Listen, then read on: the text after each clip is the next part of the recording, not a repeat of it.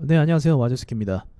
자, 흥구석유, 그리고 빅텍, 뭐 방산주, 그러니까 석유주와 방산주, 이 녀석들에 대한 그 희망은 없는 건가에 대해서 오늘 이야기를 해보도록 할게요. 이거는 이제 먼저 차트를 보시면 뭐 아시겠지만 결과가 참담하죠. 네, 하한가를 맞았습니다. 사실 하한가라는 거는 재료가 완전히 소멸됐을 때 나오는 게 하한가거든요. 근데 제가 판단했을 때는 재료가 완전히 소멸된 건 아니에요. 왜냐면 추가적으로 말씀을 드리겠지만 이러한 비슷한 위기는 언제든지 다시 돌발적으로 발생할 수 있다라는 전제가 있거든요. 단순히 트럼프가 이제 무력으로 하진 않고 저 이제 경제 제재를 통해서 압박을 하겠다라고 발표한 것 때문에 이렇게 밀렸다라는 거 제가 봤을 때 너무 과한 이 하락이다라고 저도 그렇게 보고 있습니다. 자, 어쨌거나 뭐 이렇게 된 상황에서 그러면 여러분도 아시겠지만 이 종목 석유라든지 방산이라든지 이 종목들이 오른 이유 자체를 먼저 생각을 해봐야겠죠. 그건 바로 이제 미국과 이란과의 그 전쟁 가능성 때문에 그런 겁니다. 전쟁 가능성 때문에. 자, 그렇다면 이 전쟁 가능성에 무게를 두고 이 종목들의 가능성을 또 열어서 봤을 때 아직 모든 게 화해 무드로 간 건 아니죠. 그래서 저의 생각으로는 이 빅텍과 흥구석유가 재료상으로는 한 번 더 주목을 받을 가능성이 있다라고 보고 있어요. 한 번 더 받을 가능성이 있다. 자, 문제의 원인을 한번 살펴보도록 할게요. 중국이란다. 이란과 미국과 그 대립이 되던 그 상황은요, 단번에 발생한 게 아니었어요. 단번에 그런 상황이 발생한 게 아니라 긴 시간 동안 최근 6개월 전만 해도 이란 측에서 먼저 미국이 무인기를 그 격추시켜서 트럼프가 이제 그 공습 명령 전까지 간 적이 있었습니다. 전까지. 다 아시죠? 네, 그렇기 때문에 그럼 이제 이란 측에서 왜 그런 그 무인기를 격추시켰냐라고 본다고 한다면 이미 미국 측에서 경제 제재를 가하고 있었어요. 거기에 대해서 이제 이란 측에서도 이제 화가 나고 참을 수 없으니까 표출을 한 겁니다. 그거를.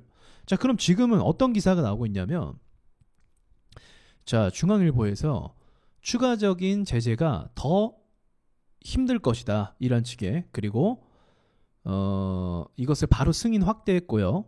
그리고 이 압박을 통해서 이란은 그동안의 경제 제재도 큰 압박이었지만 지금부터 더 큰 압박을 받을 것이다라는 이런 발표를 공식적으로 했습니다. 그 말은 즉슨 이란 측에서도 역시 경제 제재가 가해지니까 추가적인 어떤 도발을 할 가능성은 제가 봤을 때 있다라는 거예요. 그러니까 문제가 끝난 게 아니라는 거죠. 그 전에 그 미국의 무인기를 격추시켰던 것도 그렇고 그것의 연장선으로 해서 최근에 그런 공습 사태까지 일어난 거거든요. 최근에 그런 사태까지. 그래서 그런 종합적인 어떤 선들을 연결해 봤을 때 제가 보기에는 흥구석유라든지 또는 저기 이제 방산주, 제가 봐서 더 방산주 이런 것들은 한 번 더 어떤 가능성을 좀 두지 않을까라는 생각을 합니다. 근데 문제는 뭐냐면 이제 그렇다라고 해서 마냥 이렇게 좋고 막 그게 아니라 그 문제는 뭐냐면 이런 템포가 중요한데 이란 측에서 이건 알 수가 없잖아요. 이번 달 안에 어떤 추가적인 공격을 할지 아니면 이대로 그냥 지나갈지 그것에 대해서는 참 어떻게 말을 할 수가 없다라는 거죠. 그것에 대해서는. 그래서 아마도 저의 생각과 마찬가지로 신규 투자 유입이라든지 제 생각과 마찬가지로 존버하는 사람들이 분명히 있을 거란 말이죠. 그래서 한번 튀어오르는 가능성이 제가 보기에는 차트상으로 봤을 때도 있기 때문에 여러분들이 만약에 물을 타거나 또는 비중을 좀 어떻게 관리를 해갖고 한 번의 기회에서는 전 나올 수 있다라고 보고 있어요. 그러나 이것도 말씀드려야 돼요. 그러나 이제 거기서 주의할 점이 뭐냐면 항상 튀어오르고 빠져나올 때 바로 그날 끝내버려야 됩니다. 그러니까 예를 들어서 이제 어떤 뉴스가 떠갖고 또 상승을 뭐 준다라고 가정을 해볼게요. 그럼 그때 나와야 돼요. 그때. 그것만 여러분들한테 좀 기억하라고 말씀을 드리고 싶어요.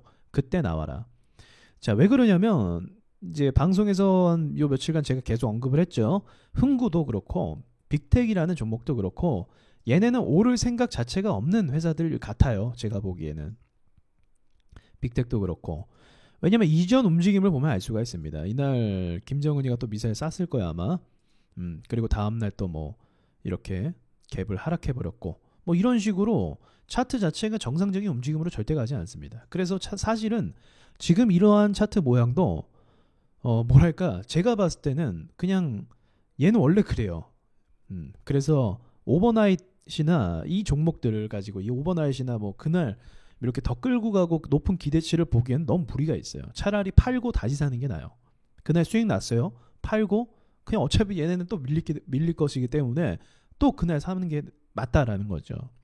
이거는 차트 분석에서도 중요한 건데 그 종목의 성격을 알기 위해서 이전 차트를 돌려볼 필요가 있다라는 겁니다. 이 종목의 성격을 알기 위해서. 콤텍 시스템, 예를 들어서 콤텍 시스템 같은 경우 어떤 성격을 갖고 있냐. 얘는 힘은 좋은데 못 올라가요. 왜? 산 사람이 너무 많아요. 얘를 들고 있는 사람들이 너무 많기 때문에 역효과가 나고 있는 거예요. 올라갈만 하면 빠지고 올라갈만 하면 빠지고 윗골이 계속 달고 있고 심지어는 수급이 없는 평범한 날에도 급락을 해요. 이 종목 자체가. 얘 특성상 급락이 너무 잘 나오는 거죠. 그러니까 이때 얘가 만약 상한가를 쳤다. 기운은 좋죠. 예, 기운은 좋고 기세는 좋아요. 다음날 이렇게 못 간다. 의미가 없는 거예요. 예, 정말로 갈 종목이라고 한다면 출발 자체에서 이렇게 삐그덕거리지는 않거든요.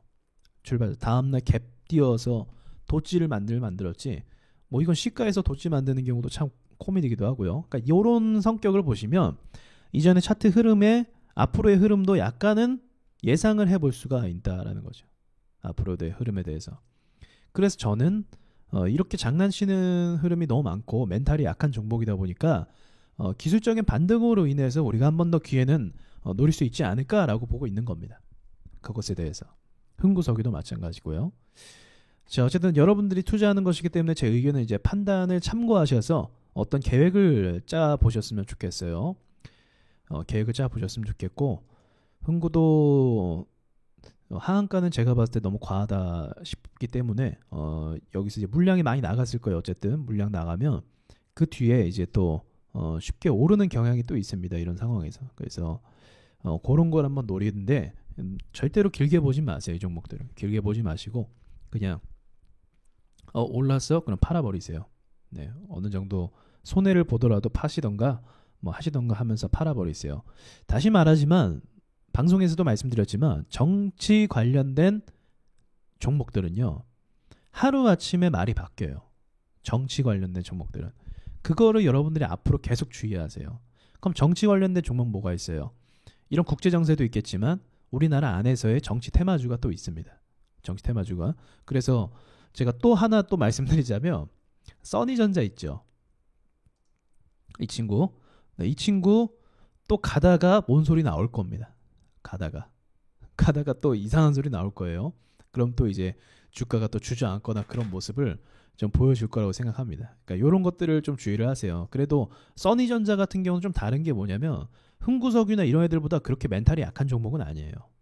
그죠? 이때는 악재 때문에 떨어진 거고 멘탈이 약한 종목은 아니기 때문에 차라리 이러한 종목들을 공략하는 게 제가 봤을 땐 더 낫다라고 생각을 할 수 있습니다. 그러니까 이런 것도 잘 팁으로 참겨 놓으시면 다 경험이 돼요, 사실은.